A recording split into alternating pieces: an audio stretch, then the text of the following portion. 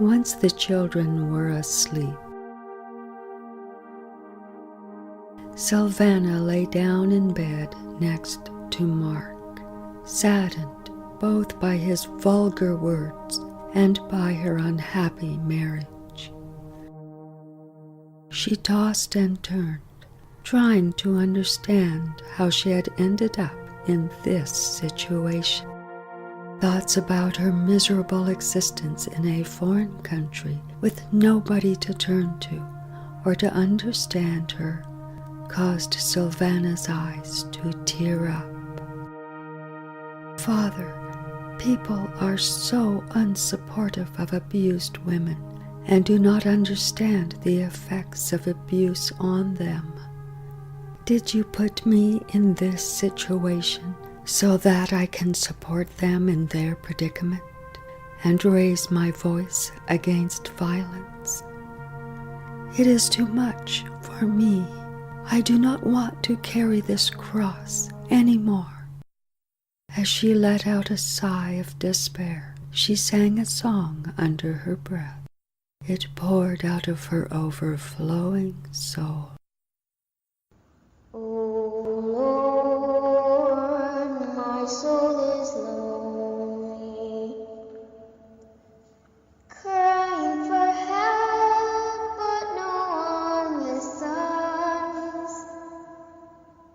It's locked in a cage. Open the door. Oh Lord, heal my desperate soul. Dry my tears. Help me break free of the chains, so that I can fly free like a bird. Oh Lord, I'm tired of struggling, just wishing to be released, yet something keeps me back. Heal me and let me go.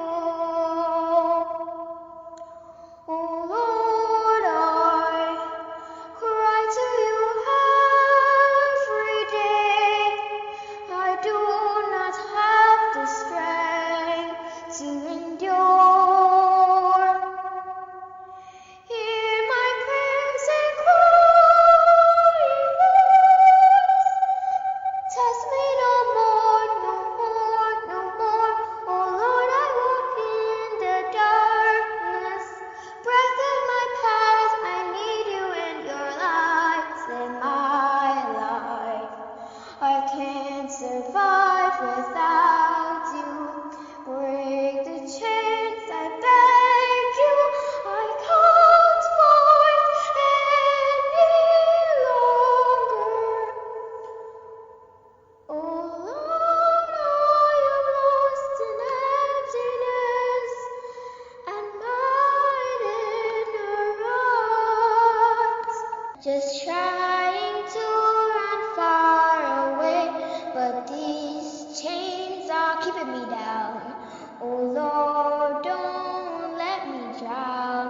Release all my pain, break now the chains and let me go far away. What are you mumbling? Asked Mark, half asleep. I am singing, answered Sylvana, trying to sound calm.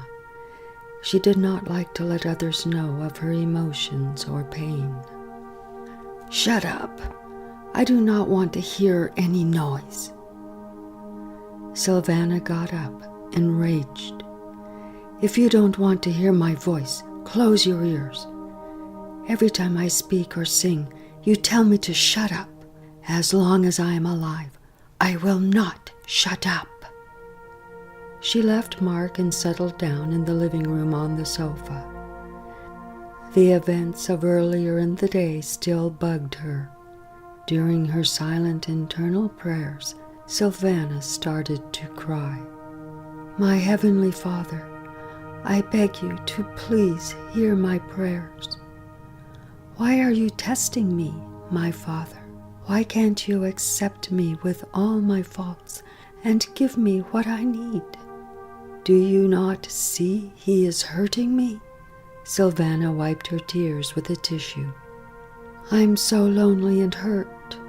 You know I never felt loved, always abandoned. My parents never hugged me or said they loved me.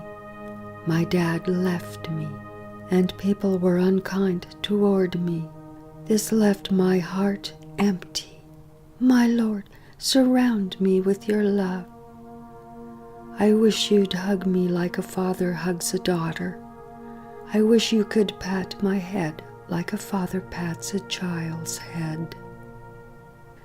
Sylvana's tears continued streaming down her face. She tried not to sob loudly so that her children and husband wouldn't hear her. "Father, I'm happy and grateful for my 4 miracles, but I'm unhappy in this relationship. Why did you chain me down in a marriage that affects me negatively? I'm full of anger and miserable, but you see this as a sin. How can I get rid of this state if he keeps upsetting me? Father, he always cusses me, badgers me, makes me feel guilty, never spends time with me. He does not support me emotionally. Every day I become increasingly afraid to anger him, wondering if I was just plain stupid, downright no good, or just doing everything incorrectly. Other people see my talents and goodness, but not him. As far as he is concerned, everything I do is meaningless, even my religion and my prayers. When I catch the flu, he tells me to stay away from him so that he won't get it. Do you remember when I got very dizzy and couldn't walk, but he left me alone with the children and went to the office? I could barely get up and get the children ready for school. How could he leave me alone in this condition? He only cared about his job, not me. However, I feel sorry for him, because in many respects he is evidently unhappy. Please forgive him and allow him to find true happiness in my absence." She tried to fall asleep, but the memories of her past injuries, her childhood, and the stories of her parents' lives prevented it. She recalled everything that had happened when she was a child. Sylvana's heart filled with wretchedness and regret, especially when she thought about her father Samed. She couldn't understand how he could look after his other children and forget about her existence. She was also upset with her mother, Esmira, for not being emotionally there for her. However, at the same time, she knew that Esmira tried her best to support her children. Esmira never felt loved either, so she didn't know how to show her feelings to Sylvana and her other children. "Father, I thank you very much for my children. Please don't take them away from me, but keep them safe from all evil and from people who are just abusers.